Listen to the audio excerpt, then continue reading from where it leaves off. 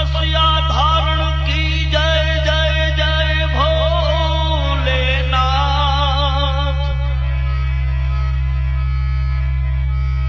शिव समान दाता नहीं विपत विदारण हार। शिव समान दाता नहीं न विपत विदारण हार। अब लज्जा मोरी राखियो। नमस्कार दोस्तों, आपका स्वागत है हमारे खास कार्यक्रम में, जहां पे हम आपको प्रयागराज के विभिन्न मंदिरों के दर्शन कराते हैं। विभिन्न मंदिरों के दर्शन कराने हेतु आज हम प्रयागराज के अरैल घाट पर आए हैं। जी हाँ दोस्तों, आपने महाकाल का नाम बहुत सुना होगा। उज्जैन के महाकाल जो इकलौते ऐसे ही मंदिर है जहाँ पर लोगों के आस्था, दर्शन और विश्वास की सीमा नहीं है। उस महाकाल के दर्शन करने हेतु लोग उज्जैन जाते हैं। आज हम आपको प्रयागराज में सोमेश्वर महादेव को अरैल घाट पर बहुत बार देखा होगा, बहुत बार दर्शन किया होगा, लेकिन आज दोस्तों हम आपको करवाएंगे शूलटंकेश्वर महादेव के दर्शन, जो कि साक्षात आपकी उज्जैन महाकाल के दूसरे रूप हैं। और आपको घर बैठे प्रयागराज में महाकाल के अगर दर्शन न हो तो आप बताइएगा। तो दोस्तों बने रहिए हमारे साथ और हम आपको दिखाएंगे प्रयागराज में महाकाल का दूसरा रूप शूलटंकेश्वर महादेव का। दोस्तों इस समय हम आ चुके हैं शूलटंकेश्वर महादेव मंदिर में और आप देख सकते हैं कि मेरे पीछे ये जो मंदिर है ये पहाड़ से देखी जा रही है और इसका निर्माण कार्य चल रहा है। मैं अपने कैमरामैन से कहूँगा कि वो मंदिर के निर्माण कार्य को भी दिखाएं, किस तरीके से यहाँ पर निर्माण हो रहा है। और अभी हम आपको अंदर चलते उस मंदिर का दर्शन कराएंगे और साक्षात भोले जी का दर्शन कराएंगे, जिन्हें शूलटंकेश्वर नाथ के नाम से जाना जाता है। दोस्तों आप देख रहे हैं ये शूलटंकेश्वर महादेव का अंदर जाने का द्वार है, जो कि आपके सामने देख रहे हैं साक्षात भगवान विराजमान है। इन्हीं को प्रयागराज में महाकाल का दूसरे रूप से भी जाना जा सकता है। इनके दर्शन, इनकी उपस्थिति और जो ये निर्माण कार्य हो रहा है, कैसे हो रहा है, किस तरीके से इनकी स्थापना हुई है, सारी कहानी, सारी व्यवस्था हम आपको बताएंगे।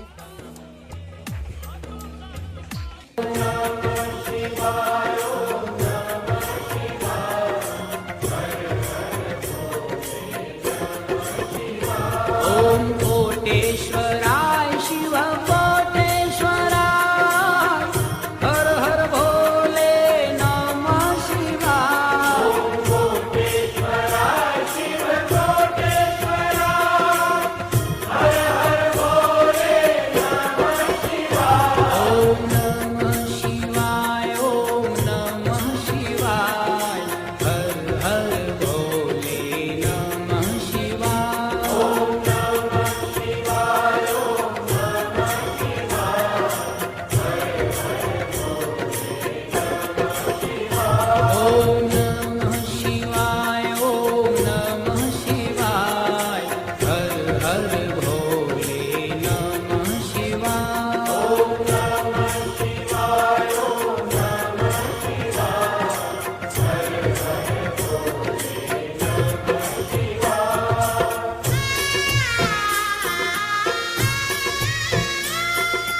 त्र्यंबकेश्वराय शिव त्र्यंबकेश्वराय, हर हर भोले नमः शिवाय। त्र्यंबकेश्वराय शिव त्र्यंबकेश्वराय, हर हर भोले नमः शिवाय। ओम त्र्यंबकेश्वराय शिव त्र्यंबकेश्वराय, हर हर भोले नमः शिवाय।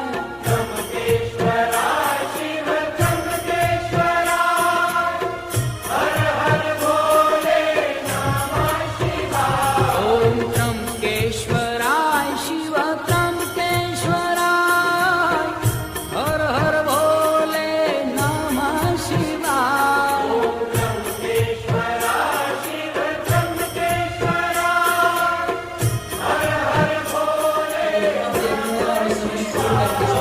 नजदीक बैठे हुए हैं और हमारे साथ महेश जी हैं, जो यहाँ के पंडित हैं, कर्ता धर्ता हैं, और साथ में पुनीत जी हैं। मैं आप लोगों का अभिवादन करता हूँ। आपको जो है इस मंदिर में देख करके और इस मंदिर के बारे में जानकारी प्राप्त हुई हमें, आपसे मिलकर बहुत खुशी हुई सर। आपका हमारे चैनल बहुत बहुत स्वागत है। शूलटंकेश्वर महादेव, जी हाँ दोस्तों, यही है वो शूलटंकेश्वर महादेव जिसे प्रयागराज के महाकाल के रूप में जाना जाता है।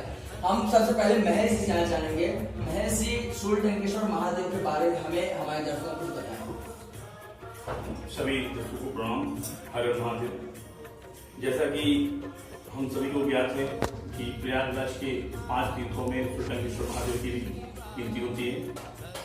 ये गंगा यमुना के सरस्वती के पावन तट प्रयागराज अक्षयवट के ठीक सामने विद्यमान हमारे शूलटंकेश्वर महादेव जी लोगों की मनोकामना को पूर्ण करने वाले, जो अपनी श्रद्धा से अपनी भक्ति से यहाँ आता है और सच्चे मन से इनकी सेवा करता है और पूजा अर्चना करता है, उनकी मनोकामना अवश्य पूर्ण होती है, ऐसा माना जाता है यहाँ के जन समुदाय के द्वारा। ऐसा कहा जाता है कि इनकी स्थापना 12वीं शताब्दी में हुई और प्रत्येक खंड कालों में मंदिर की निर्माण अलग अलग तरीके से रहे हैं, लेकिन पिछले कई वर्षों से विगत करीबन 100 वर्षों से इस मंदिर का निर्माण अधूरा था। लेकिन हमारे बड़े भाई पुनित जी जो यहाँ के निर्माण कार्य को इस समय देख रहे हैं, सारा कारोबार देख रहे हैं, तो इनके माध्यम से अब बाबा की कृपा से यहाँ पर शूलटंकेश्वर महादेव मंदिर का निर्माण कार्य हो रहा है, इसका नवीनीकरण हो रहा है। महेश जी, आपको यहाँ पर रोकेंगे क्योंकि आपने निर्माणाधीन में पुनीत जी का नाम लिया। पुनीत जी, निर्माणाधीन आपने कार्य प्रारंभ किया, क्योंकि हम भी प्रयागराज से आते जाते सोमेश्वर महादेव के दर्शन करते देखा। ऐसा निर्माण हमने अभी तक यहाँ पर नहीं देखा जिस तरह निर्माण आप कर रहे हैं। निर्माण करवाना बहुत ही बड़ी चीजें होती हैं। आपको कैसे लगा कि इस मंदिर का निर्माण आप करवाने चाह रहे हैं, या आपके मन में कैसे आया कि इसका निर्माण करवाया जाए? नहीं, पहले तो मैं ये कहूँगा कि मैं उस योगी ही नहीं हूँ कि मैं मंदिर का निर्माण करा सकूँ, और मैं तो इनका सेवक हूँ, इनका दास हूँ, और ये इनकी कृपा है कि इस संसार में होता वही है जो प्रभु चाहते हैं। तो इन्होंने चाहा और मुझे यहाँ बुलाया और इनकी कृपा से निर्माण करा। कैसे आपके मन में आया कि यहाँ पर ये वीरांगना है, और क्योंकि मैंने भी यहाँ पे आया, पहले भी मैंने यहाँ दर्शन किया, हालांकि मैंने इसको अब देख रहा हूँ और उसमें बहुत अंतर है। मैं उसके बारे में अपने दर्शकों को बताना चाहूंगा कि ऐसे हमारे दर्शक हैं जिनके दिल में कुछ करने की उम्मीद होती है लेकिन उन्हें रास्ता नहीं मिलता, लेकिन आप जैसे अच्छे लोगों से मिलकर के जिन्होंने मंदिर का निर्माण कराया, कुछ तो दिमाग में आया होगा, दिल में आया होगा। आज के समय में चूंकि कोरोना काल था, लॉकडाउन था, सबसे पहले बजट, आदमी की तो श्रद्धा बहुत थी महर्षि, लेकिन बजट उनके हाथ में नहीं आता। तो किस तरीके से आपको आया कि मैं सब कुछ इसमें छावा कर दूं, मंदिर का निर्माण करवा दूं? इसका जवाब हम शब्दों में नहीं देते। जी जी। और हम लोग यहीं से जाते थे और सोमेश्वर महादेव पे रहते थे और यहाँ से आते थे, पर यहाँ नहीं आता।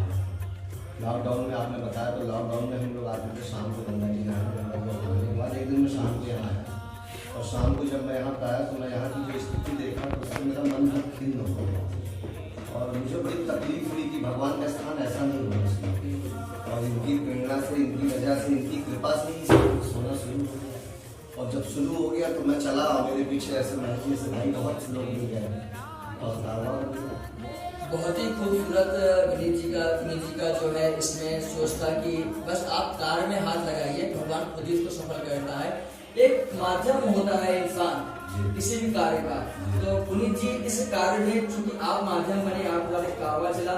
महेश जी समझाना चाहेंगे, महेश जी जब पुनीत जी ने इस मंदिर का निर्माण का कार्यभार अपने को उठाया और जब आपसे इसके बारे में बात की तो आपको कैसा लगा?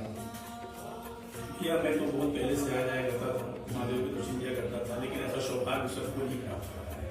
ये सौभाग्य कुछ लोगों को प्राप्त होता है, भगवान ने इनको चुना।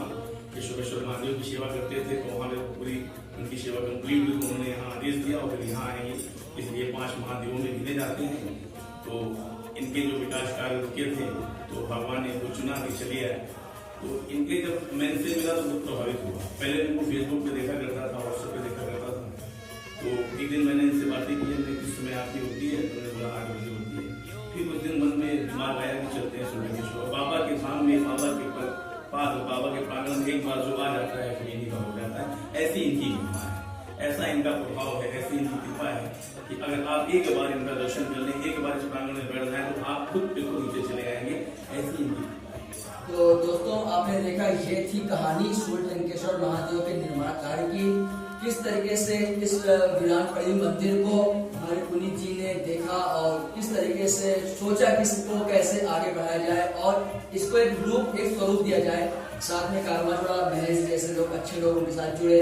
आज मंदिर का कार्यभार सभी लोग मिलकर देख रहे हैं। अब हम जानेंगे शुक्लटंकेश्वर महादेव की वो कहानी जिससे यहाँ पर उनकी स्थापना हुई और प्रयागराज में महाकाल उज्जैन के नाम से इनको जाना जाता है। तो स्वयं हम महर्षि जी की जबानी सुनेंगे कि इनके बारे में हमें कुछ बताएं। जैसा कि हम सभी को ज्ञात है और यहाँ के स्थानीय जन समुदाय के द्वारा माध्यम से पता चला है और जो इतिहास से पता चला है, 5 सालों का इतिहास, 12 सालों का इतिहास में पता चला है। तो उत्तर प्रदेश सरकार द्वारा यहाँ बोर्ड लगाया गया है, आपने पढ़ा होगा। तो करीबन ये 12वीं सदी की मंदिर है, लेकिन हर कालखंड में अलग अलग प्रभाव के कारण मंदिर नष्ट होती रही, फिर बनती रही, नष्ट होती रही, बनती रही। लेकिन 80 वर्ष पूर्व यहाँ पे एक इस तरह की विशाल मंदिर बनी और बाबा का स्थापना हुई और 2 वृक्ष लगाए गए, जैसा कि उल्लेख मिलता है। पीपल के ठीक बीचों बीच भगवान की स्थापना हुई है। तो उस खंडकाल से इस खंडकाल पर करीबन 80 वर्ष हो गए। यहाँ का विकास का बहुत अधूरा है और ये भगवान की कृपा रही है क्या रही कि इतनी बड़ी यहाँ प्रयागराज के महादेव महाकाल कहलाने वाले बाबा का विकास का अधूरा रहा, हम लोग का दुर्भाग्य है। लेकिन समय भगवान की जब इच्छा होती है, जब भगवान की कृपा होती है, वो कार्य चलने लगता है। फिर इनकी कृपा हुई, महाकाल की कृपा हुई, प्रयागराज की महाकाल शुक्लटंकेश्वर महादेव की कृपा हुई और ये कारवां बढ़ गया। आज ये कारवां बहुत सारे लोगों से जुड़ता हुआ और रोज हम लोग के साथ बहुत सारी नारायणी सेना है उसके साथ जुड़ती हुई आगे कारवां बढ़ रहा है और यहाँ का निर्माण कार्य हो रहा है, इस मंदिर का विकास हो रहा है। इस मंदिर के विकास कार्य के लिए हम सब प्रतिबद्ध हैं और तन मन धन से प्रभु की सेवा के लिए प्रतिबद्ध हैं और कर्तव्य जो हम लोग का हो सकता है वो करेंगे बाबा के दरबार में। और जहाँ हमारे भाई पंडित जी हैं, इनके मार्गदर्शन में हम लोग कार्य कर रहे हैं और कार्य करते रहेंगे। और बाबा की कृपा के बारे में हम आपको क्या बताएं, उल्लेख नहीं कर सकते कि आप जब स्वयं एक बार इनका दर्शन करेंगे और स्वयं जब इनका मन से तन से और अपने हृदय से जब इनसे आप कोई बात कहेंगे तो आपकी शायद मनोकामना पूरी होगी। ये बाबा की बहुत ही खूबसूरत विचार महर्षि जी आपने हमारे दर्शकों के साथ शेयर किया। बस दर्शकों को बहुत ही दिलचस्प है, बहुत ही सोच रहे हैं कि भगवान की कहानी हम आपकी जुबान से सुने कि जिस तरीके सोमेश्वर महादेव को कहा जाता है कि जब चंद्रदेव 6 ग्रस्त थे तो उन्होंने वहां पे स्थापित करके पूजा हवन किया, तब वहां पे वो मंदिर स्थापित हुई। इस मंदिर के जीर्णोद्धार तो चूंकि आप लोग स्वयं है यहाँ पे आप लोग करवा रहे हैं, लेकिन इसके पीछे की छुपी कहानी हम आपको जानना चाहते हैं। ऐसा तो बहुत विशेष हम लोग को ज्ञात नहीं है, लेकिन जैसा यहाँ जन समुदाय के माध्यम से जो इतिहास से खनाले से हम लोग को पता चला है कि ऐसा कहा जाता है कि ये भगवान सूर्यदेव द्वारा स्थापित शुक्लटंकेश्वर खुद भगवान के द्वारा स्थापित ये शिवलिंग है और जो कि सभी इनके दर्शन मात्र से सभी कष्टों का निवारण हो जाता है। तो इनका इतिहास बहुत ही विशाल रहा है और समय समय पर यहाँ पे श्रद्धालुओं की संख्या हमेशा आती रही है। ऐसा नहीं कि नहीं आती, श्रद्धालुओं की संख्या विशेष तौर से यहाँ बहुत दूर दूर से आती रही, इनका दर्शन करती रही। बस किसी कारणवश यहाँ पे विकास कार्य नहीं हो पाए थे जो अब हो रहे हैं। और बाबा अब तो यहाँ उत्तर प्रदेश पर्यटन विभाग के अंतर्गत ही मंदिर आ चुकी है, तो अब इसका विकास कार्य और हम लोग जब पहुंचेंगे उनके सामने अपना प्रस्ताव रखेंगे तो और भी विकास कार्य होंगे। तो दोस्तों आपने देखा कि किस तरीके से निर्माण कार्य के साथ साथ मंदिर की जो भी क्रियाशील चीजें हैं महर्षि ने हमें बताई। महर्षि हम अपने दर्शकों को बताना चाहते हैं कि शुक्लटंकेश्वर महादेव की जो पौराणिक कथा के बारे में आप हमसे वर्णन कर रहे थे, क्या है, कैसे है?